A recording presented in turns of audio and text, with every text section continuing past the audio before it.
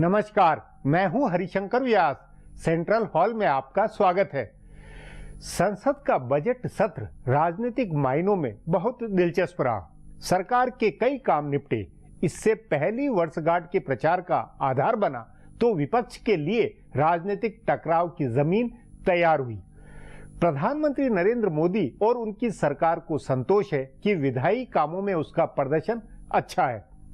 तभी टाइम पत्रिका के इंटरव्यू में प्रधानमंत्री ने कहा है कि राज्यसभा में हमारा बहुमत नहीं है, फिर भी वहां 107% उत्पादकता रही, जबकि लोकसभा में यह 124% थी। उन्होंने यह भी कहा कि संसद में सरकार 40 बिल पास करा चुकी है। मतलब विधायिकी कामों का एक पॉजिटिव मैसेज गया है। इस सब में संसद के खत्म हुए बजट सत्र का बड़ा मतलब है। इसी सत्र के बजट से मोदी सरकार का देश दुनिया को आर्थिक मैसेज गया। बीमा विधेयक आदि से आर्थिक सुधारों की गाड़ी आगे बढ़ी। भारत बांग्लादेश संधि की पुष्टि जैसे बड़े मैसेज गए। यह सब हुआ तो सरकार भूमि अधिग्रहण विधेयक के एक ऐसे जमेले में फंसी जिसने विपक्ष में जान फूकी। उस नाते इस बजट सत्र को राहुल गांधी में दम लौटाने के लिए भी याद किया जाएगा। इसने विपक्षी एकजुटता का एजेंडा भी बनवाया। मोटे तौर पर कह सकते हैं कि पक्ष और विपक्ष दोनों के पास अपने अपने संतोष के आधार हैं। आज इस पर चर्चा है। इस पर चर्चा के लिए आज मेरे साथ वरिष्ठ पत्रकार अशोक टंडन है। अशोक जी, संसद के बजट सत्र के समापन पर आपका क्या कहना है? ये बजट सत्र कैसा रहा? देखिए, पिछले सत्र में ये समस्या आ रही थी कि विपक्ष नहीं था। राहुल गांधी के आने से इस सत्र में विपक्ष अपनी भूमिका निभाता हुआ दिखाई दिया।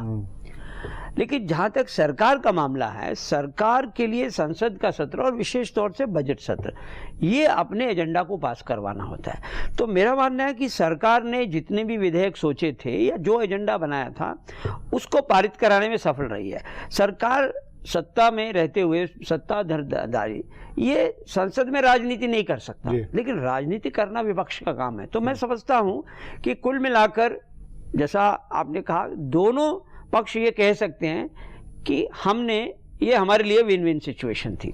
क्योंकि अगर विपक्ष नहीं रहता है तो भी लगता है एक तरफा काम चल रहा है। तो राहुल गांधी ने आकर ये दिखाने की कोशिश की कि विपक्ष भी है। तो मैं समझता हूं कि सरकार अपने कामकाज में जितना प्रतिशत उन्होंने विधेयक या बजट का सत्र का एजेंडा सोचा था वो निभाने में और पूरा करने में काफी हद तक नहीं, लेकिन इसमें ये मोदी सरकार के पहले साल का एक तरह से असली बजट पेश करने वाला सत्र था, लंबा सत्र था। उस नाते क्या मानते हैं आप कि इस सत्र के आधार पर जो कुछ हुआ है वो उनके एक साल की उपलब्धियों का भी हिस्सा बनता है? देखिए, बिल्कुल, आपको याद होगा हमने शुरू में भी कहा था पहले कि बजट सत्र निर्धारित करेगा कि ये सरकार किस प्रकार से चल रही है। सरकार ये संतोष प्रकट कर सकती है कि हमने जो एजेंडा रखा था उसको हमने पूरा किया और उसके चलते एक साल के जो कार्यकलाप है वो सकारात्मक ढंग से वो उसको पेश करने में जनता के सामने सफल रहे। नहीं, लेकिन जनता के सामने इसी सत्र के अंदर भूमि अधिग्रहण बिल को लेकर जैसा टकराव हुआ, जैसे सड़क से लेकर संसद तक की जो राजनीति हुई है, उससे लगता नहीं है आपको कि ये मतलब राजनीतिक टकराव और सरकार की इमेज को गिराने वाला भी साबित हुआ? नहीं, देखिए, मैंने जैसे पहले कहा, विपक्ष का काम होता है विपक्ष की भूमिका निभाना, सरकार का काम होता है सरकारी कामकाज को आगे करना। ठीक है, लेकिन इससे जनता के बीच में दोनों का मैसेज कैसे गया? नहीं, देखिए, भूमि अधिग्रहण एक ऐसा मसला है जिस पर पूरा विपक्ष एकजुट होता है, इसीलिए विपक्ष ने उस मुद्दे को पकड़े रखा है। ऐसा नहीं है कि वो भूमि अधिग्रहण विधेयक का विरोध कर रहे हैं वो ऐसा मुद्दा पकड़े रहना चाहते हैं जिसके चलते विपक्ष एकजुट हो। तो उनके पॉइंट ऑफ व्यू से ये मुद्दा उनके लिए ठीक है, लेकिन सरकार के लिए भी ये विधेयक उतना इंपॉर्टेंट है, क्योंकि अगर भूमि विधेयक अधिग्रहण का बिल पास नहीं होगा तो विकास नहीं हो सकता। ये बात विपक्ष अच्छी तरह से समझता है। नहीं, तो यही कि सरकार के एजेंडे को डीरेल करने का, आर्थिक सुधारों को डीरेल करने का एक तरह से विपक्ष को मुद्दा और आधार मिल गया और उसके बूते वो राजनीतिक टकराव करके जनता से अपनी केमिस्ट्री बना रहा, ये नहीं लगता इससे? देखिए, वो विपक्ष अपनी सबसे बड़ी बात ये है कि किसी और मुद्दे पर विपक्ष में एकजुटता नहीं, लेकिन इस पर बन गई है। इस पर बनी होने के कारण पर ये सरकार ने एक तरह से उपलब्ध करवाई, ये मौका दिया। नहीं, मेरा मानना है कि विपक्ष ऐसे मौके की तलाश में था कि जिससे एकजुट बढ़ता दिखाई दे।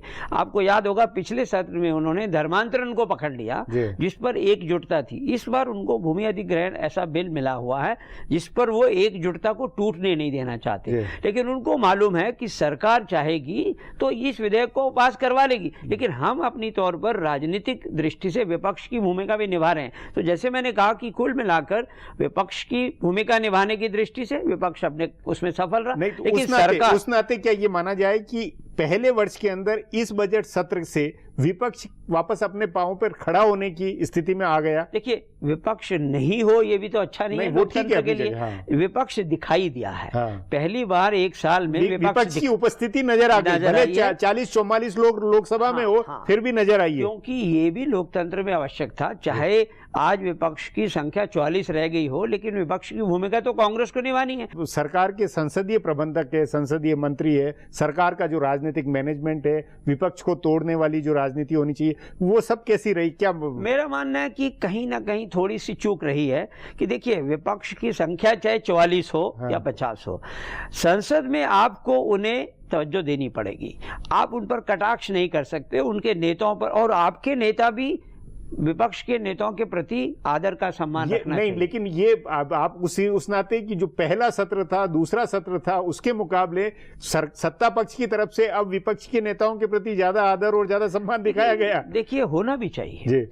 मुझे याद है कि जब विपक्ष के 2 ही सदस्य हुआ करते थे तो भी उनको तवज्जो मिलती थी। इसलिए देखिए, चाहे वो नंबर संख्या में नहीं हो, लेकिन संसदीय प्रणाली में विपक्ष को आप आदर और सम्मान देकर चलेंगे तो आप अपने हाउस का मैनेजमेंट अच्छी तरह से कर सकते हैं।